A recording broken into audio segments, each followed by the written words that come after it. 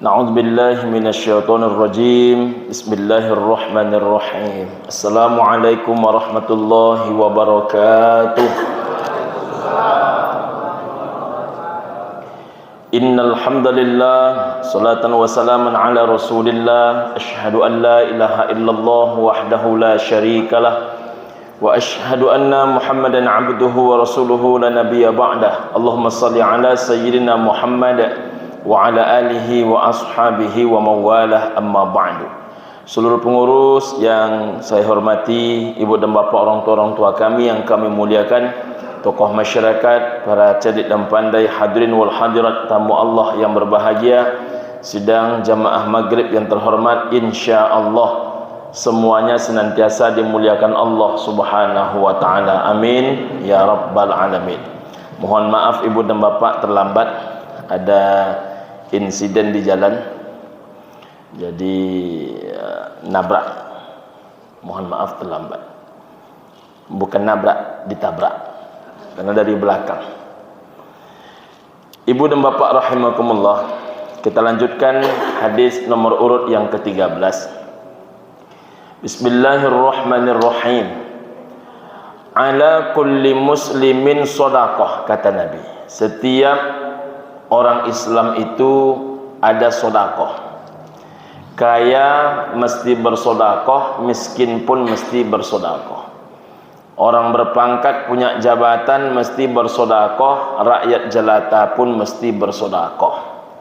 Yang hidupnya lapang mesti bersodakoh, yang hidupnya sempit pun mesti bersodakoh. Qalu, bertanya para sahabat, ya Rasulullah, wahai Rasulullah, ara'aita illam yajid, bagaimana dia nak bersodakoh jika dia tak punya apapun yang bisa dia sodakohkan? Tak ada satupun yang bisa dia sodakohkan. Qala, apa kata Nabi sallallahu alaihi wasallam? Ya'malu biyadihi, caranya dia bekerja dulu. Setelah dia bekerja, fayanfa'u nafsahu wa yatasaddaqah, dia ambil sebahagiannya untuk kepentingan dirinya, selebihnya dia sedekahkan. Qalu ara'aita illam yastati', setelah dia cari, dia dapat, dia makan sebahagian, rupanya tetap dia tak sanggup untuk bersedekah. Bagaimana dia nak bersodakoh? Untuk dia pun tak cukup, walaupun dia sudah mencarinya. Qala, apa kata Nabi? Yu'inu dzal hajatil malhuf, maka hendaklah kalian menolong urusan orang banyak. Qalu ara'aita illam yaf'al, ya Rasul, bagaimana jika itu pun tak mampu dia lakukan? Qala ya'mur bil ma'ruf, maka hendaklah, kata Nabi sallallahu alaihi wasallam, kalian menyampaikan kebaikan. Amar ma'ruf. Qalu, bertanya lagi para sahabat, ara'aita illam yaf'al, bagaimana dia nak menyampaikan kebaikan kalau selama ini dialah yang selalu diceramahi orang, dialah selalu yang diajak orang? Qala, Nabi pun berkata, yumsiku 'anis syarr, maka hendaklah kalian mencegah diri kalian daripada perbuatan yang salah, perbuatan yang dosa, perbuatan yang jahat. Fa innaha shadaqah, sungguh itu pun, kata Nabi, adalah sedekah. Kita uraikan hadis riwayat Imam Bukhari dan Muslim.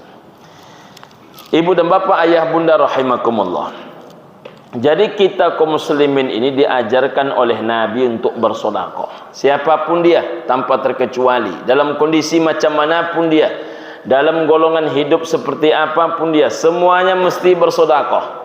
Maka beruntunglah bapak-bapak, ibu-ibu, saudara-saudaraku yang hidupnya lumayan baik, setiap saat bisa bersedekah, setiap saat bisa memberi. Bagaimana dengan orang yang tidak bisa setiap saat dia bisa bersedekah, tak setiap saat dia bisa memberi? Bagaimana caranya? Kata Nabi sallallahu alaihi wasallam, kalian cari dulu harta itu. Setelah kalian dapat, kalian ambil sebahagian, sebahagiannya lagi kalian sedekahkan. Sudah ya Rasul, sudah mereka cari, mereka dapat, tapi hanya cukup juga untuk dirinya. Kalau dia paksakan sedekah, tidak sekolah anaknya. Kalau dia paksakan sedekah, tak terkasih uang belanja istrinya. Macam mana dia nak bersedekah? Maka Nabi memberikan ada beberapa solusi sedekah bagi orang yang tidak berduit sama sekali. Apa solusinya? Solusi yang terutama kata Nabi sallallahu alaihi wasallam, yu'inu dzal hajatil malhuf, maka hendaklah kalian menolong urusan orang teraniaya. Siapa contohnya Pak Ustaz? Bapak ibu yang PNS, bapak ibu yang polisi, bapak ibu yang jaksa, bapak ibu yang hakim, bapak ibu yang tentara. Di tangan bapak ibu banyak urusan manusia nih. Hidup bapak ibu ditakdirkan oleh Allah Subhanahu wa taala bin ni'am, banyak nikmat. Salah satu nikmat yang paling hebat itu ibu dan bapak rahimakumullah, mohon maaf, urusan orang lain tapi berada di tanda tangan kita. Urusan orang lain tapi ketok palunya di tangan kita. Maka ibu dan bapak mendapatkan nikmat berlimpah-limpah dari Allah taala. Maka gunakan nikmat amanah itu sebaik-baiknya untuk menolong kemaslahatan orang banyak. Maka yang bisa dimudahkan, mudahkan.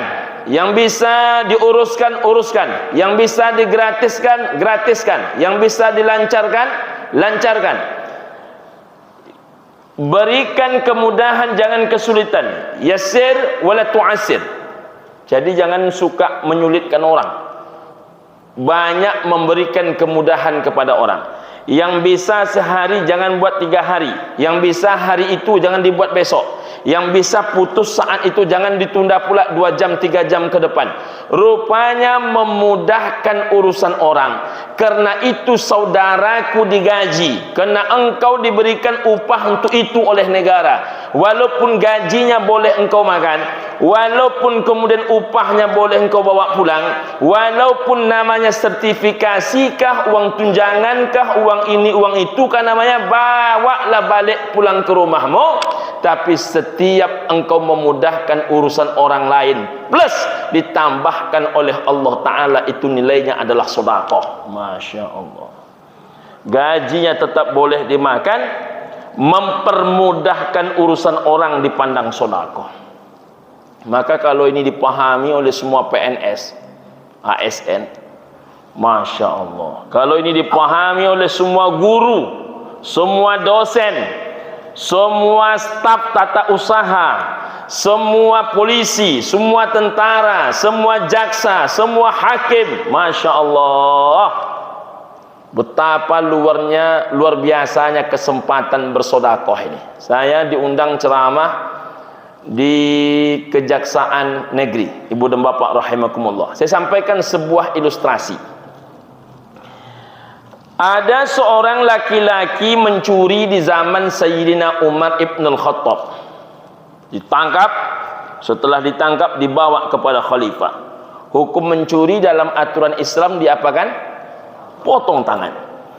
Tapi menengok muka laki-laki ini, sudah feeling Sayyidina Umar ibn al-Khattab ini kehidupannya pasti susah. Ditanya kepada dia, kenapa engkau mencuri? Dijawab dia, aku mencuri wahai khalifah dikarenakan anakku nak makan. Di rumahku tak ada makanan satu pun juga. Aku mengadu kepada saudara seimanku, saudara seakidahku, orang-orang pengajian, orang-orang ke masjid, tak satu pun yang peduli kepada aku. Sedangkan anakku merintih, merasakan lapar. Apa yang harus ku perbuat wahai khalifah? Maka terpaksa aku mencuri. Tak ada sekalipun selama ini aku mencuri. Inilah pertama kali aku mencuri. Karena yang lain pun tak peduli kepada aku. Apa yang terjadi kemudian ibu dan bapak rahimakumullah? Maka laki-laki itu tidak diberikan hukuman potong tangan oleh Sayyidina Umar ibn al-Khattab. Bayangkan oleh kita, seorang Khalifah Umar mendahulukan nilai-nilai kemanusiaan dibandingkan menjalankan aturan. Kalau itu memang terpaksa dia lakukan, tak ada nampak jalan keluar, gelap dah dunia ni. Maka saya sampaikan kepada kawan-kawan jaksa, ibu dan bapa rahimakumullah, kalau aturan Allah dan Nabi saja bisa dikondisikan karena ada sesuatu hal yang mustahak, apalagi keputusan manusia. Maka yang patut kalian ringankan, ringankan. Yang patut diberatkan, beratkan. Yang patut dimudahkan, mudahkan. Karena setiap kita ini akan mati. Masa bekerja itu akan berhenti. Tapi masa pertanggungjawaban setelah mati sepanjang diri kita di hadapan ilahi Rabbi.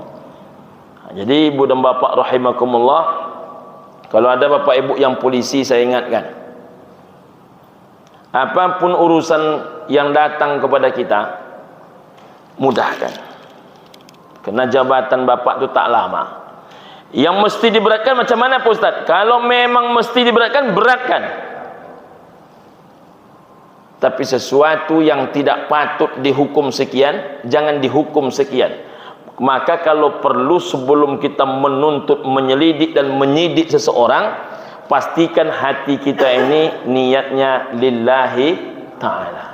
Kalau niatnya lillahi ta'ala, maka insyaAllah keputusannya pun insyaAllah karena Allah subhanahu wa ta'ala. Karena rupanya sekali lagi gajinya halal dimakan, tapi kebijakannya yang sifatnya menolong kebanyakan orang, itu insyaAllah bernilai sedekah. Qalu ara'aita illam yaf'al, bagaimana jika itu pun tak mampu dia lakukan ya Rasul? Macam mana dia nak menolong orang? Selama ini dialah ditolong orang. Selama ini ibu dan bapa rahimakumullah, dia ini justru yang dimudahkan orang. Macam mana dia nak menolong orang? Maka cara menolong diri kita ini dengan cara bersedekah. Cara selanjutnya gratis. Kata Nabi SAW, ya'muru bil ma'ruf, maka ajaklah orang berbuat kebaikan. Lagi mancing, terdengar kumandang azan, lah bro, solat. Ikan kau dipaturikan, strike kau nak berhenti loh. Solat. Wah, rupanya panggilan solat kau kalau kareh sakit. Apalagi tu kalau datangnya dari kawan saya riang, apalagi kawan ku dulu mantan preman pulo, kini tadanga kumandang azannya langsung solat, langsung tagak pintu hati orang yang terlalai. Maka dia solat. Selama dia solat itu, selama dia mengerjakan ibadah itu, selama dia tidak terlalaikan segala ketaatannya kepada Allah itu, maka itu bernilai sedekah kepada yang mengajak. Walaupun kadang-kadang ibu dan bapak rahimakumullah, kita mengajak itu belum tentu juga orang peduli. Saya ditanya orang, Pak Ustaz Edi Azhar, ya. Pak Ustaz maju, betul. Mengapa Pak Ustaz tidak menyiapkan uang? Apa salahnya tembak sini, kasih sana, kasih sini? Saya bilang, kalau saya sama pula dengan sebahagian orang tu, tidak pula semua orang tu macam tu. Tapi ada sebahagian dah menjadi cerita umum lah. Bahkan nampak di kelopak mata. Kalau ku buat pula macam orang tu, lalu kalau aku terpilih, nyaman aku menyampaikan yang baik-baik kepada kalian. Itu kalau terpilih. Kalau tak terpilih, dua kali aku kena. Sudahlah kalau ku bercakap sebagai anggota dewan di CME orang, lalu aku datang ke masjid, aku berceramah, ditinggalkan orang. Pokoknya jalanku macam ni saja. Apapun ujung ceritanya, terserah kepada Allah. Yang penting, yang bisa kulakukan baik, kulakukan baik. Aku ajak kepada semua orang, jangan kalian mau disogok, jangan kalian mau menyogok. Ar-rashi wal murtashi finnar, yang menyogok masuk neraka, yang kena sogok masuk neraka. Lalu Pak Ustaz, apa lagi? La'anallah, dilaknat oleh Allah Subhanahu wa taala yang menyogok dengan yang kena sogok. Telah disampaikan pula di Masjid Ar-Rahim. Lalu ada juga jamaah pengajian yang menerima sogok menyogok. Itu tak salawat lah. rupanya kalau sudah masalah piti dapet 100-200 ko, walaupun kadang-kadang kan yang hitam dek sujud, kalau memang utaknya utak piti itu kan hari. Maka dicemeh orang, mana bisa saat ini kita mencalon tak pakai duit, kata dia. Memang utak-utak piti. Jadi kalau orang utaknya itu utak piti, terlalu kasar bahasanya bang, tak kan? Pasnya kan? Karena payah pula mencari bahasa lunaknya. Kalau tak tu tak piti, maka nengok caleg tu nampak piti apa? Menengokkan yang caleg tu piti sadoy.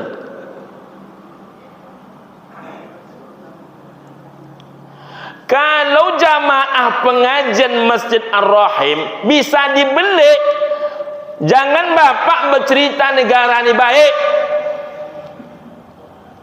Kalau orang-orang solat macam ni saja pun bisa disogok, jangan bercerita negara ni baik. Kalau orang tak pernah tersentuh air wuduk masih bisa disogok, maklum dia tak pernah tersentuh air wuduk. Kalau orang tak solat masih mau dia disogok, maklum dia tak pernah solat. Tapi kalau orang rajin ke masjid, isi utak piti, isi utak sogok menyogok, anda payah cakap deh.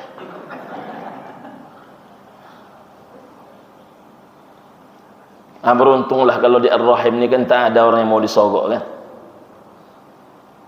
Berani orang tu bertanya, bahkan kadang-kadang mohon maaf, anggota pengajian awak pun berani. Jadi Pak Ustaz, kami ni mendukung Pak Ustaz.